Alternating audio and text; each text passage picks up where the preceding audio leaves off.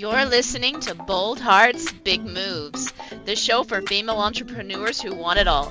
A thriving business, deep self-love, and fulfilling relationships.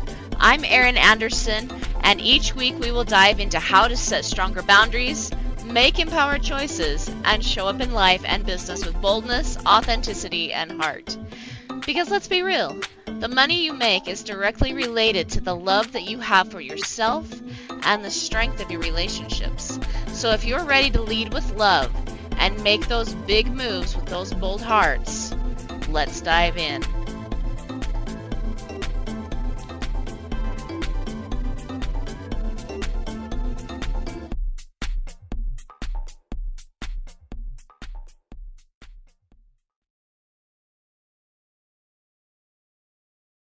Hey everyone, welcome back to another episode of Bold Hearts, Big Moves. We have with us today a guest, Kirsten Carey.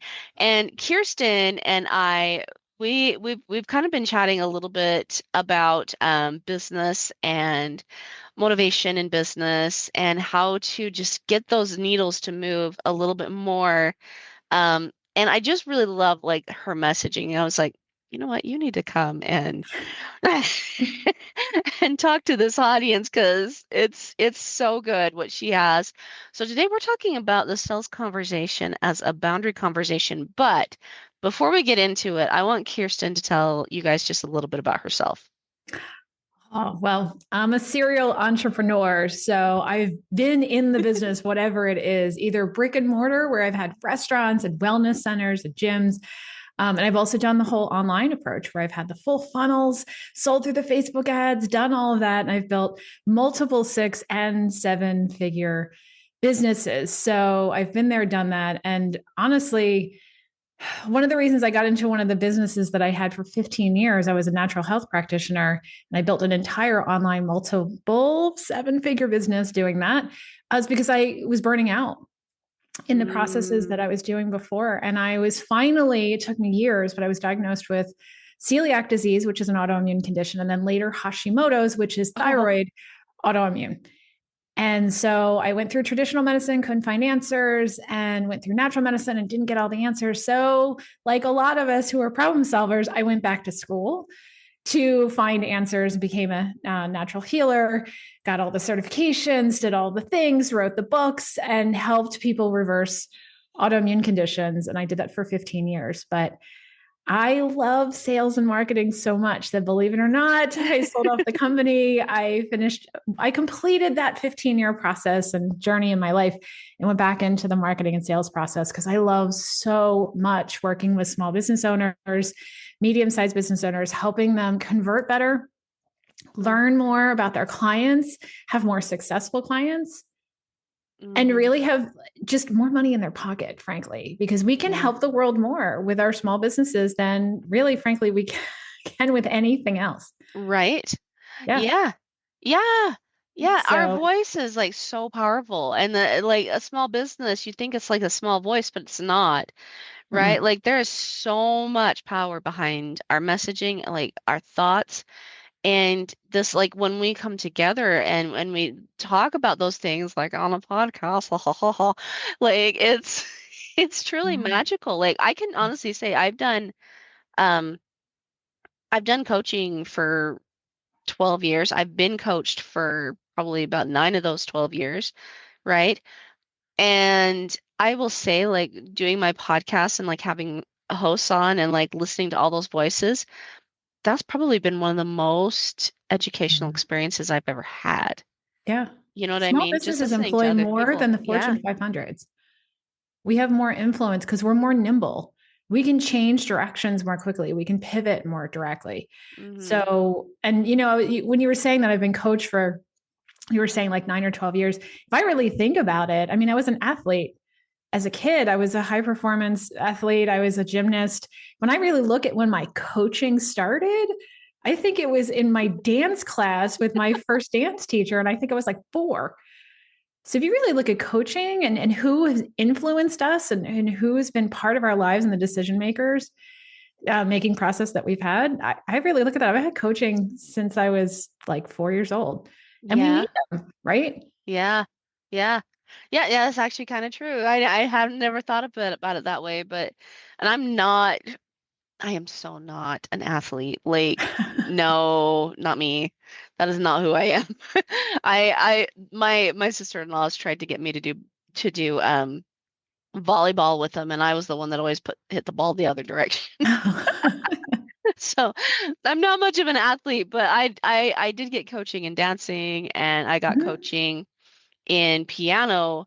Yeah. And and even I will even say, like, I think God's been my greatest coach, for sure, because he's taught me things that no one else could.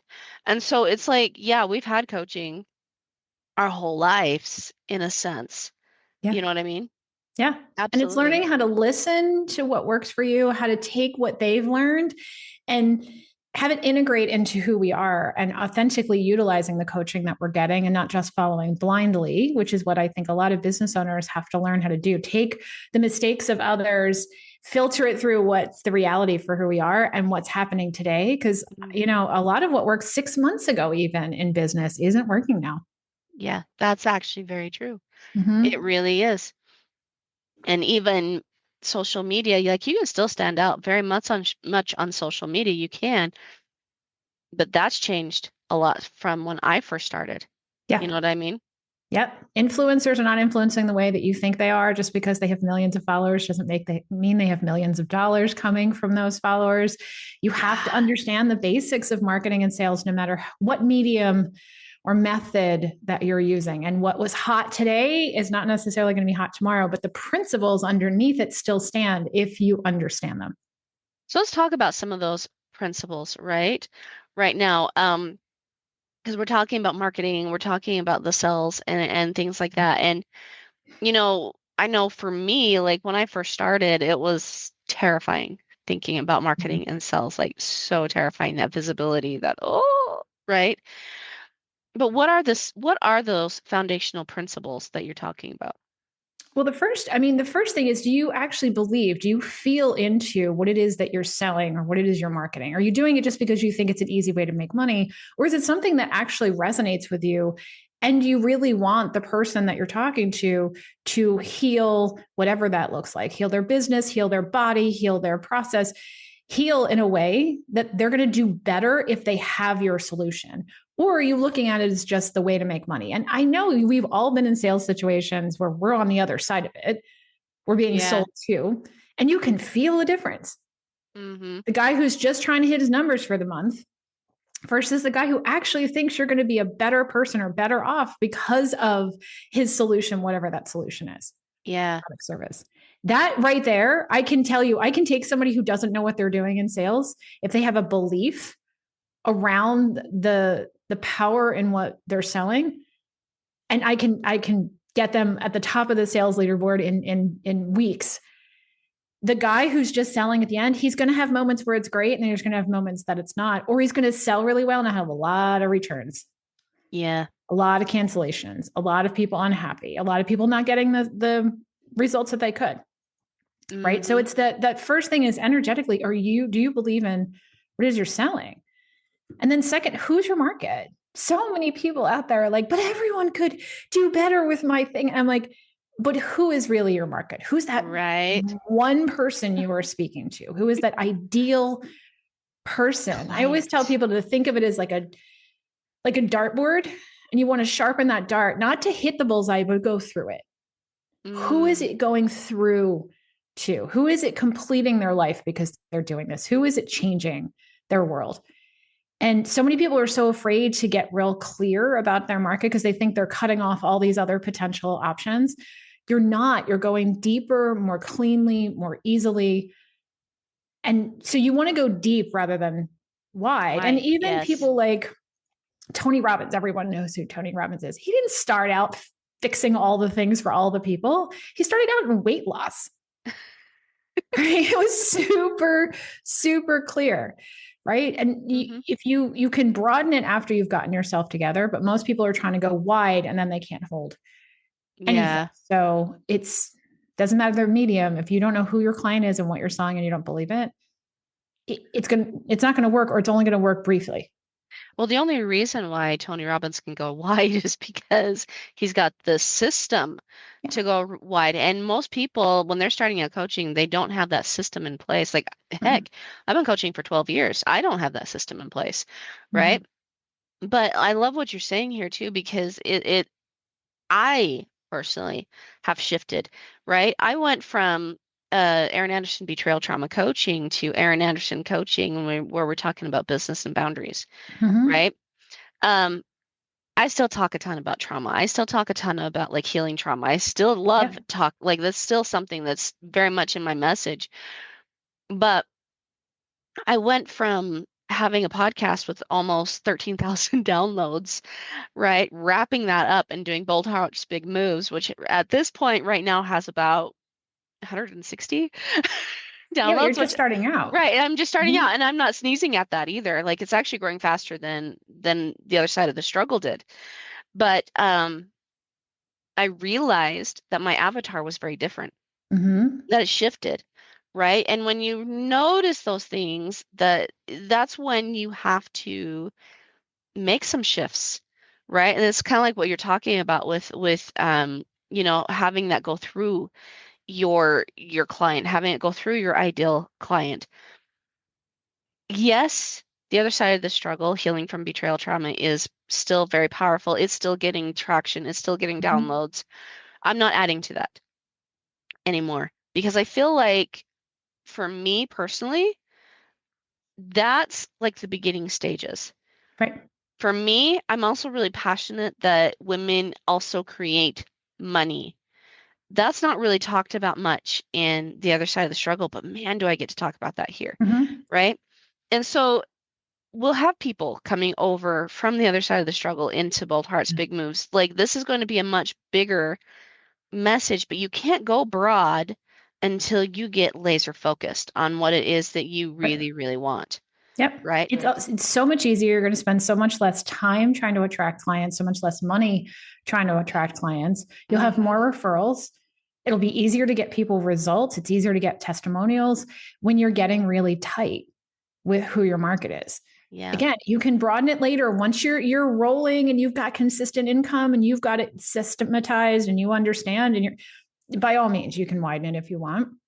But I made millions of dollars helping people reverse autoimmune, very specifically for women that were 40 to 60, Mm, right? Who and I a lot of times really just focused on thyroid issues for women. And it got tighter and tighter and tighter. But think of the millions of people that fits.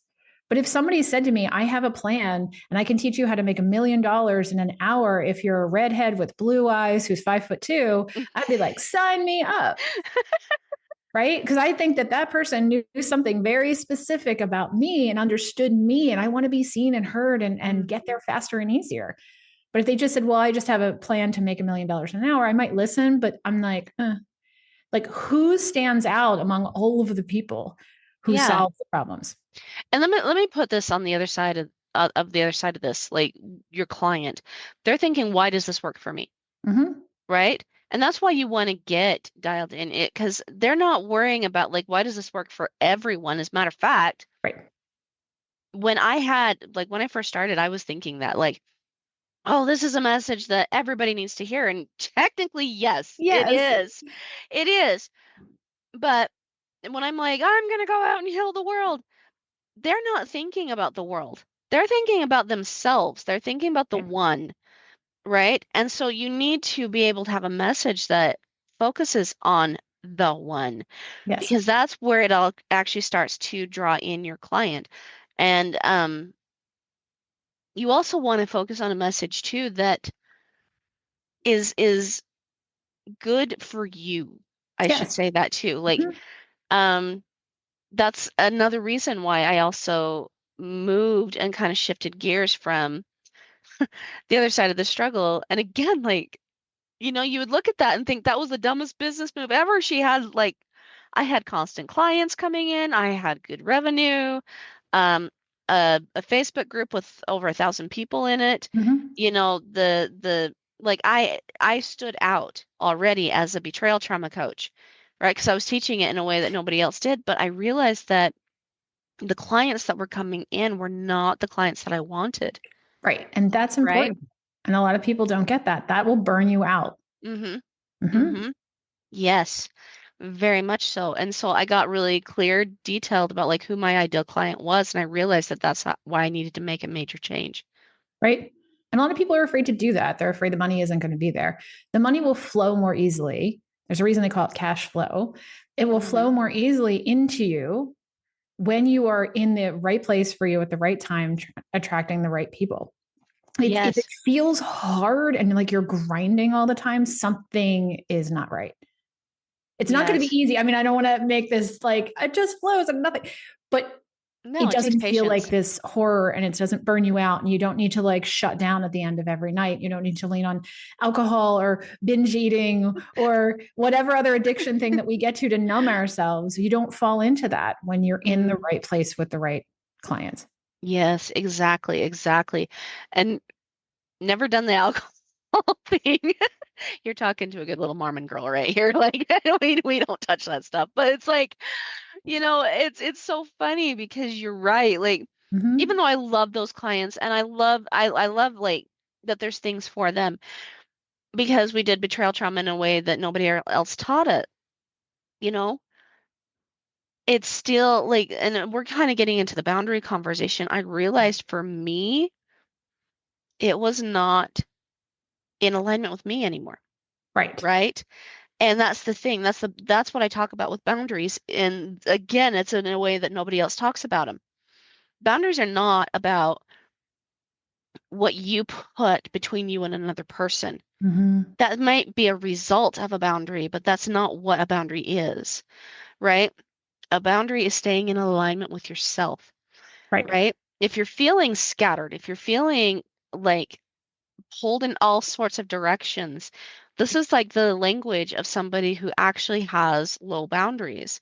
And Mm-hmm. this is somebody who is trying to create the dollar, uh, scattered because they're so afraid of what's coming, not having enough, like that mentality. It pulls you in so many different directions, or uh, being judged. That's one of the things that pulls you in all sorts of directions. But if you are in alignment with who you are and you stay in alignment with who you are, Right. you don't feel pulled in all kinds of different directions. You feel energized, you feel Mm-hmm. excited about your message, and that energy, that excitement that creates confidence. And when you have confidence in your message, in in your pricing, that brings your ideal client to you because they want somebody who has confidence in what they can do. Right. It's all about clarity, really. Hmm. So, clarity of what you're willing to do for how much you're clear that your pricing and your value are in alignment with each other. You're clear who you want to work with and who you don't. Sometimes turning down the wrong client will open up so much more space to bring in the right clients.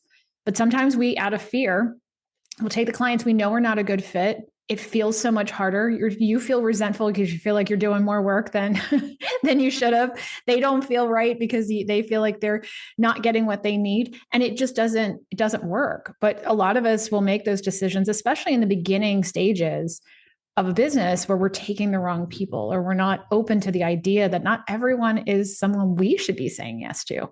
Yes, I love that. I love that.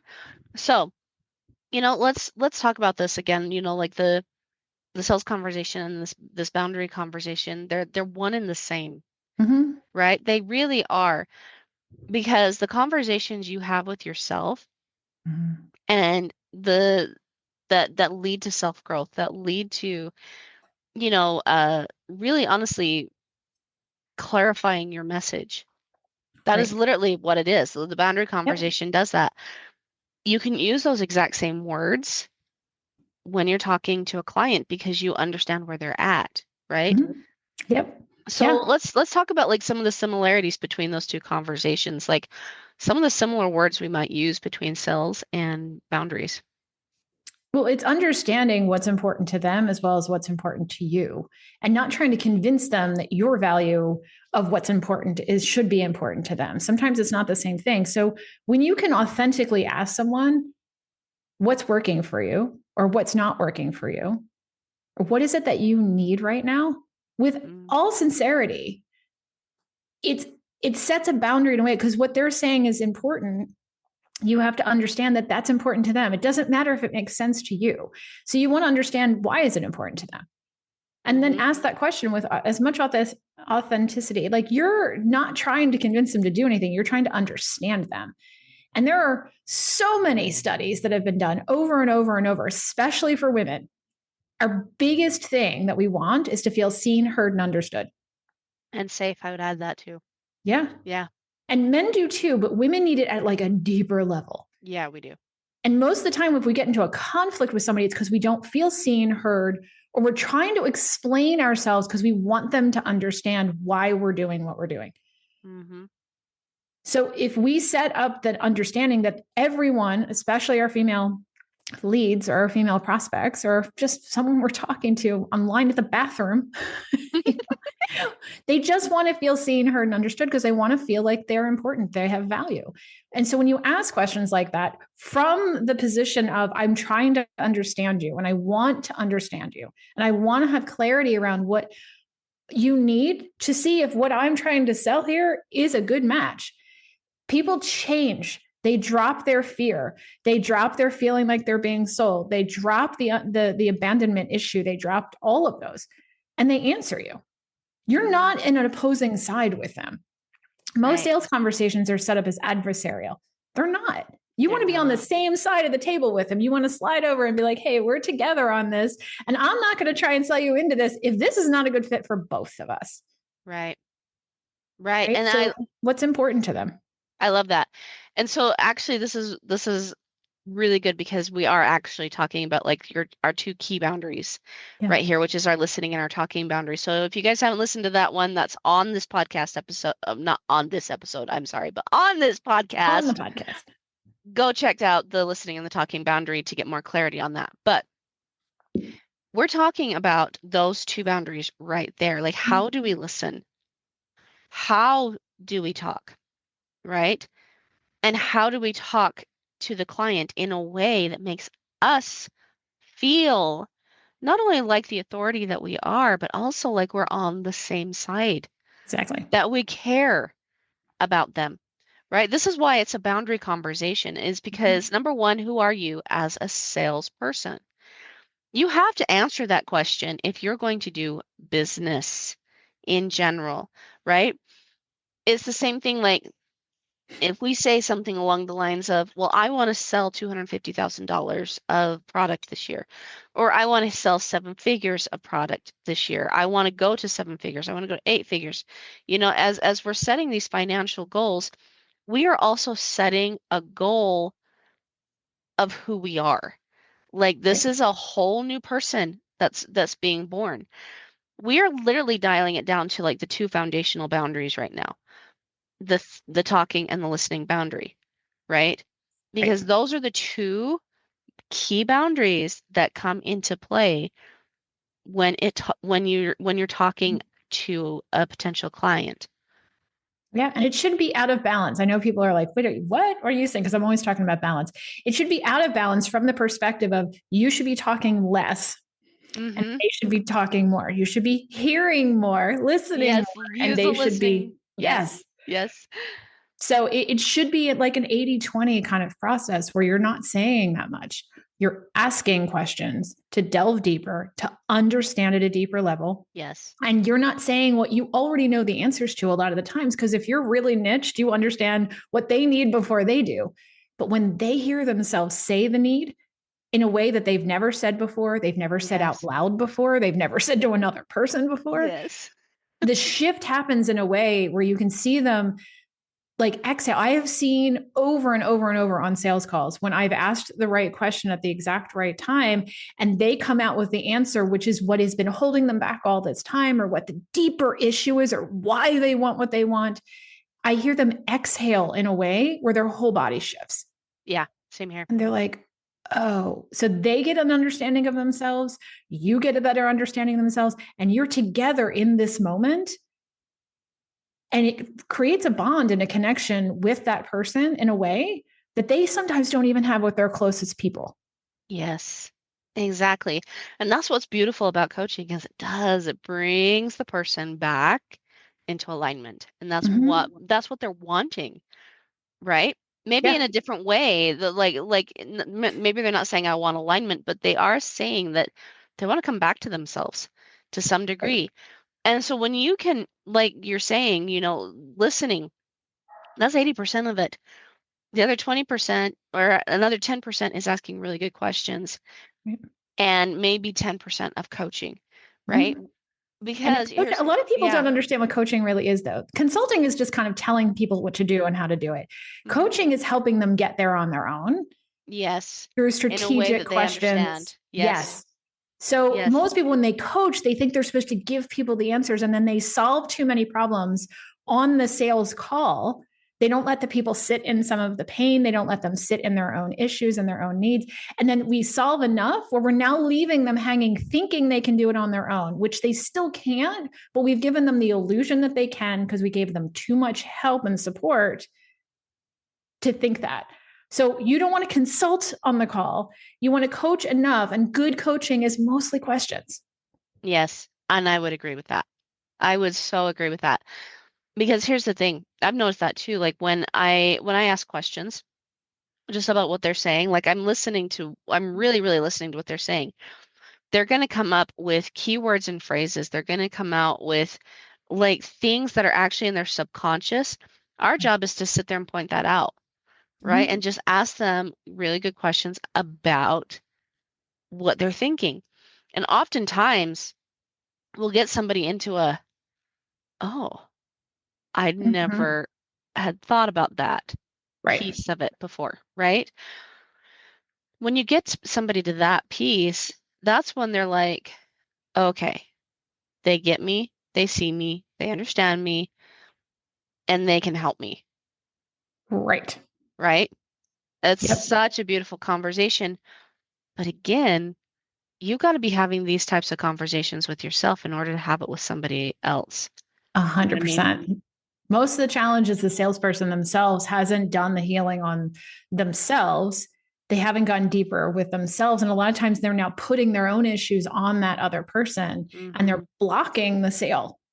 They're actually Mm-hmm. stopping it energetically in a way. And you can feel it when someone walks in the room and they're in judgment or they're in anger or they're in fear, you can feel it. And if your own stuff is coming up and you're putting that on the person that is the prospect, they're going to resonate that and not even understand why. And they're going to feel it through you. And then Mm-hmm. they're not going to trust you. They're not going to want to say yes. They're not going to believe that you have the answers. It's more of an energetic It vibration that's is.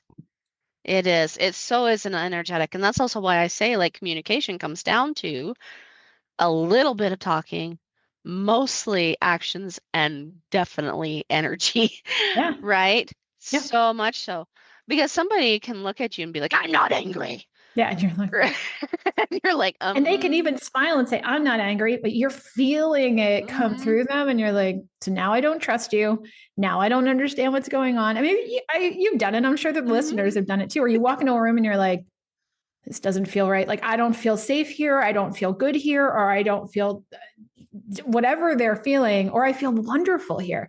There's an energetic vibration going on either amongst the people or the space that you're in that you are feeling through the sensory experience, which is how we all make decisions, believe it or not, through our sensory experience. yes, yep, And yep, most people are like, oh, it's the words. And I'm like, if you've ever had a dog in your house, which mine I just started barking, so you probably it's hear all one. good.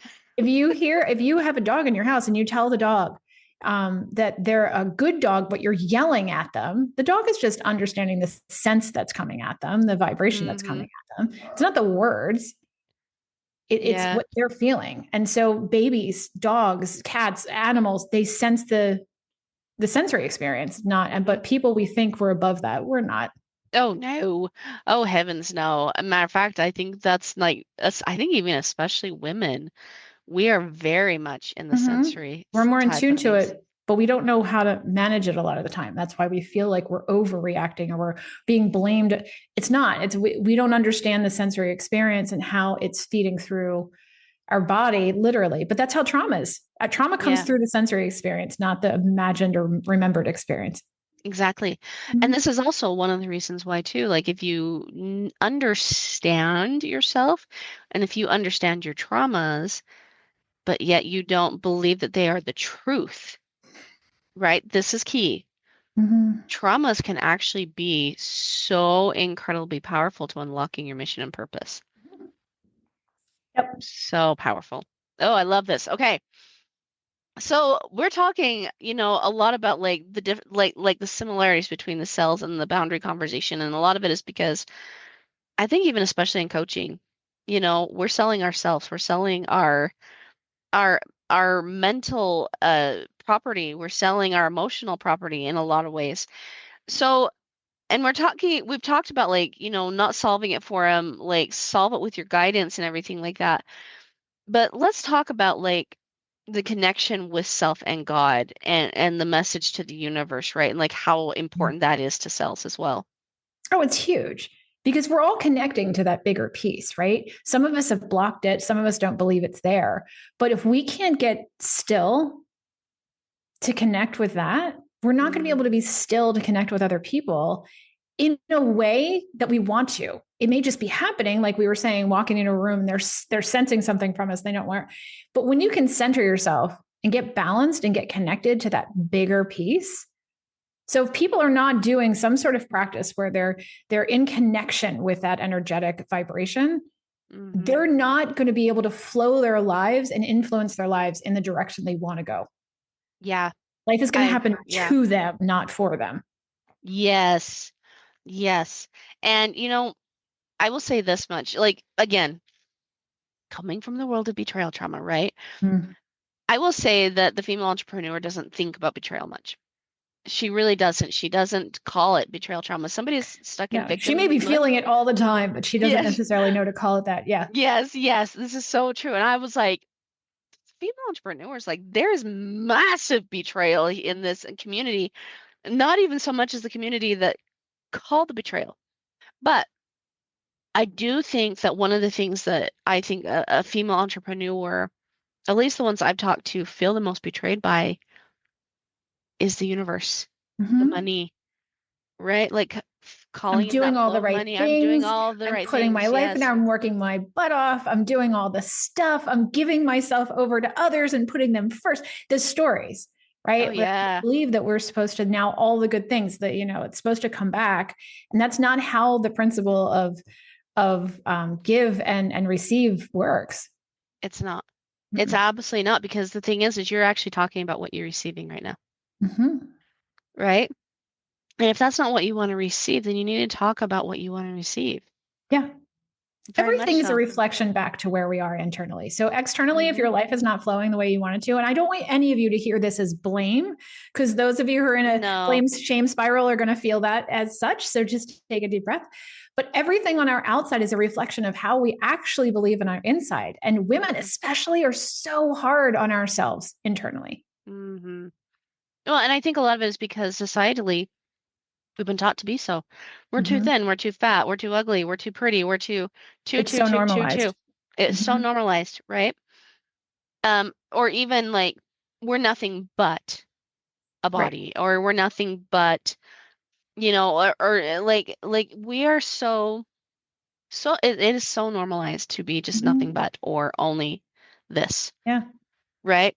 It seems like they take like the woman and they put her on like opposite ends of herself, and it's no wonder why we're feeling so fractured. We literally are Yes. dealing with this, right? Yep. All And the so time. and so like yeah, we're not sitting here blaming anyone and t coming from somebody who's dealt with massive, massive betrayal, right? And healed the trauma from that, Right. right? Definitely, this isn't a blame type of a thing. But I will say this much. What got me out of it is exactly what we're talking about, taking incredible ownership of our life, of my Yeah. life, right? I'm not going to blame anyone else, but I'm also not going to expect anyone else. I'm not going Right. to beg anyone else to do something or to have a relationship with me or to show up a certain way. Like I'm not interested in doing that, right? But I Yeah. will What's show up the way happened? I need to. what's happened to us isn't our fault, but it's our responsibility to change the narrative, to Mm-hmm. change the direction, to change the trajectory of our lives, because we need to take ownership of it. It happened, whatever it was. And we need to Mm-hmm. now learn how to move past it because we didn't have the opportunity to learn that before. And a lot of Yeah. us are dealing with generational trauma. I mean, epigenetics, Mm-hmm. if we want to go down that pathway and that rabbit hole, but essentially, it's been shown over and over and over that we hold up to 14 generations of trauma that Mm-hmm. isn't even ours. It gets passed on literally, they can follow it through the science, through the DNA. Yeah, they can. So if our They can. people generations ago had some sort of trauma, that anxiety, that trauma, that issue gets pushed on through the DNA. And now we're holding on to some of this trauma. We don't even know where it came from. And it's because it's our great grandmothers, Mm-hmm. but we don't know how to dismiss it, or we don't know how to dissolve it or heal it. And that's why I say that's why it is so important to finally figure out your story, right? Because you are the heroine of your story. Like Right. you're the main character on your stage. Mm-hmm. Even, and I've said this, like even God himself, like he's a major player on your stage, but you're the main character, Right. right? And so the stories that we tell ourselves matter Mm-hmm. big time. Agreed. And if we're telling ourselves a story about poverty, even in a subconscious level, like we might even be like consciously like 6, 7 figures, we're going to go this way, but we still are holding somewhere onto poverty or scarcity, it's going to fracture us. It's going to tear us because we're trying to hold on to something while also anchoring to what we had before. Yeah. You know what I mean? I sometimes step into the sales process for clients, and I step onto their sales teams to really see where the real issues are. And sometimes me just selling their product on a sales round or two and seeing where it falls into place with everybody else. And there was one team that I stepped into and I was selling like twice as much. And I was confused at first. I was like, they're all significantly amazing women. And what I found is that the product that we were selling was a year-long program that was a $20,000 program. And it was the whole process was supposed to help a business owner get to a six-figure income stream. So that was what the sales program was, is that you get onto a program where you learn to sell into a six-figure business. And what I discovered after really learning more about the women that were on the team is that none of them had actually had their own business at any point. They'd all had businesses, but none of them had reached that consistent six-figure mark. So when they were talking about it, their belief was Didn't lower. match it. Yeah. And so when they were saying to people, yeah, you could make $8,000 to $10,000 a month doing this process, they hadn't been able to make it work themselves. So they weren't in the belief. Mm. So there was this disconnect for them. Right. And I had done it multiple times over. So to say to somebody, you could easily, to me, my normalcy was $10,000 a month is enough. I mean, it's not nothing, but it was easy. Like it was an easy thing. Like that was a great mark to hit and you can hit it. Mm-hmm. So it's an interesting process when you start to look at, and when I talked to a lot of these women, their belief was so low because they hadn't done it, but they also didn't believe they were worth that much in a month. Mm. Right. So there was this, we had to go below Disconnect. that and get underneath that to understand where their value and their worth was and what their beliefs were about money, what their parents' beliefs were about money, how they grew up. And just because you grow up with money doesn't mean you actually believe that you're worthy of it. So it's not just you grew up in Yep. poverty, you didn't. It's, a lot of times our parents hoard money or they get all the money and they spend it. Like I know people that were on sales teams that I've worked with where their parents always had money flowing in, but somehow they never had enough. Or in my case, it was, they worked like dogs to get Mm-hmm. it, Yeah. And then there's a fear right? around it. Yeah. What if we lose it? Now we have to hold it. My dad was that way. He was the guy who hoarded the money and shoved it to the side, never wanted to spend it. I grew up thinking we didn't have any money, but there was a fear around money. Now, looking back, now that I'm in my 50s and I can look back, we always had enough. Like we always had Mhm. enough. But my dad was terrified of losing it because he grew up with no money. So it was he would jam it like into a savings account somewhere. I was afraid to do anything with it. So there was still this fear vibration Mhm. around money. Yeah. So it Yep. took me a long time to kind of undo that for myself to have the money flowing in very differently. But that stopped a couple of my first original businesses from making the money that it could have. That makes a lot of sense. And again, marrying that sales conversation, that boundary conversation, understanding who you are. Yeah. right? Because that's what was stopping them. They had a certain mindset about who they were, and so how on earth can they sell past that, Yes. right? You Yep. can't. You No, it'll can't. block you every time. And even if you have a good month, the next month is going to be hard. Or you're going to be so terrified you can't hit your volume again or your numbers again and whatever it is that your income is going to go down, that it will. Or you'll start losing clients that you enrolled. Hmm. They'll cancel. They'll Hmm. change their minds. And it's this vibration that until you clear that, you won't have the consistency, you won't have the surety, you won't have the confidence, and neither will the prospect. Yeah, that's true. That's very true. Okay, so what is one thing that people can do? And I think I'm probably gonna chime in on this too because I have Yeah. my own thoughts here. But one thing to change the sales conversation, to finally start getting those leads in, to finally start getting those people in, like what is the one thing they need to do internally? Well, the first thing you need to do is spend at least 5 minutes before the call, or at least 5 minutes every morning, imagining what if I were the kind of salesperson who enrolled clients easily, Hmm. confidently, with the ideal client coming to me where there's no objections, there's no Hmm. fear, and they're the ideal client for me. What if I were? And I want people to phrase it that way because they get the whole attraction principle piece, I think, wrong because they try and imagine I am that person now. And our subconscious will say, you're a freaking liar. You are not that person right now. But if you could switch into the curious side of our mind, and the way to do that is to say, what if I were the kind of person who? Hmm. And you state whatever it is the thing is that you want, it puts you into a different place into your subconscious. And this is how you start to influence yourself. So even 5 minutes before you step into that sales conversation, if you sat down, closed your eyes, took a deep breath, cleared whatever was there, and just said, okay, I'm going to imagine if I were the kind of person who enrolled the ideal clients without objections, without challenge, and they were perfect and they got all the results, who would I be? What would I look like? How would I approach this? Mm. And so there's a psychological way to start shifting away. And a lot of people just stand in the mirror and go, I am the best salesperson. I am a confident person. And that subconscious says, but you're a liar Yep. because it Yep. compares it to the reality. Yep. And then you actually create a reverse issue than what you want. And you lean harder into being the failing salesperson. Yep. Or you increase your people who don't want to enroll, or you increase the number of objections that you get Yep. or Yep. cancellations. Yes. So what And if I were? Let's yeah, play. what if I were? What if I were the kind of Exactly. person? Yeah. Right? And it's that roadmap. And also like the other thing too is like understand like I talk about this as a roadmap, like a road is a boundary thing. Mm-hmm. You have to stay within the bounds if you don't want to go pum pum pum pum pum pum off into the desert, right? Blowing Like tires and yeah, yeah, and hoping to heck that that buzzard is not spinning around your head, exactly. right? Like thinking dinner, right? Like we don't want that. It is a boundary thing. You have to stay on the road and in your lane in order to get to your destination, Right. right? So, and I've said this many times. I'm Erin Anderson. I'm a seven-figure business coach who drives a Ford Explorer and takes her family on amazing vacations. Not seven figures yet. Don't have my Ford Explorer yet. I have an Expedition, which is really cool, but I don't have my Explorer yet.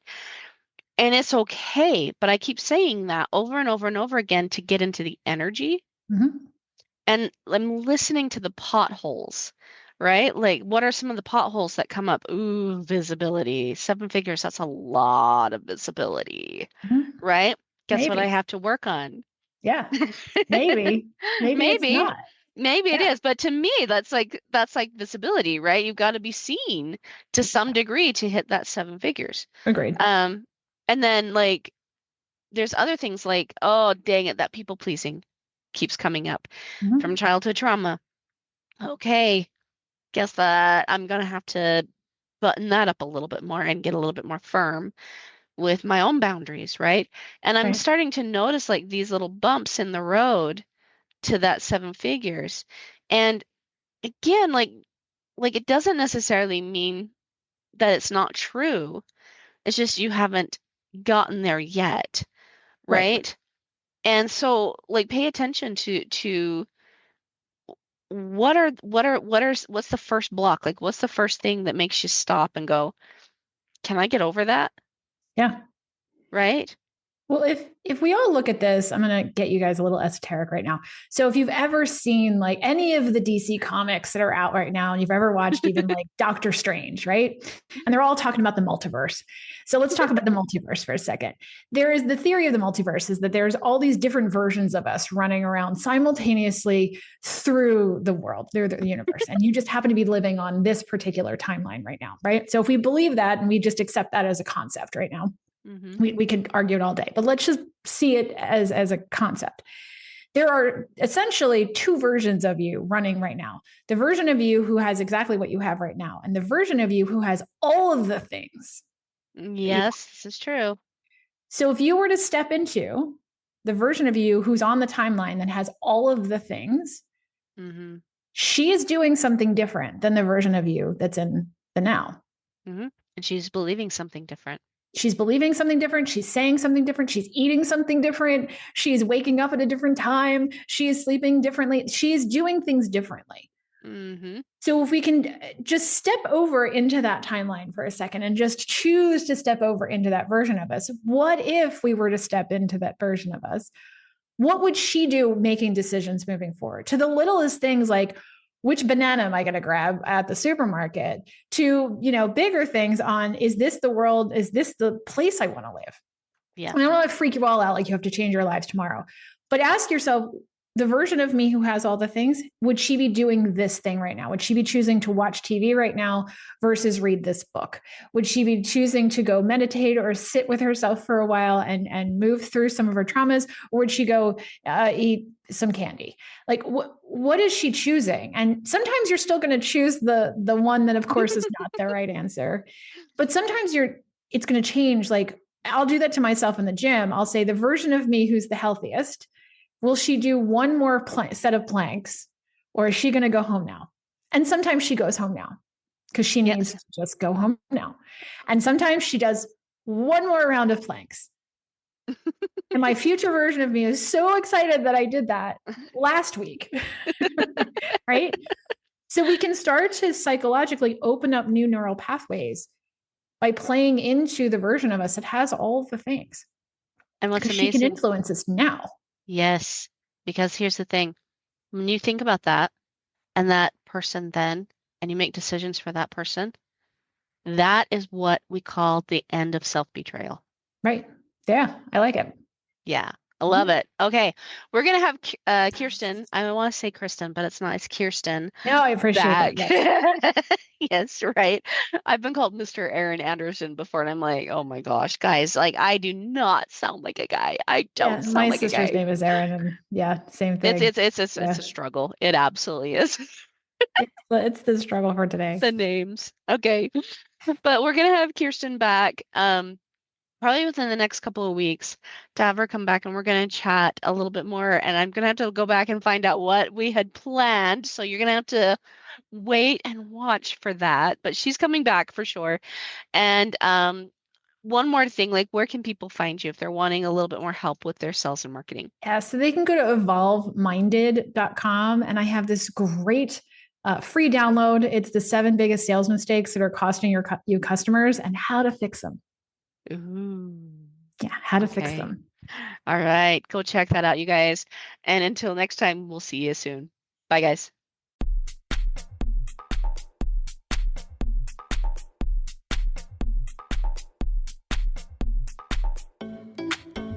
All right, Boundary Boss babes.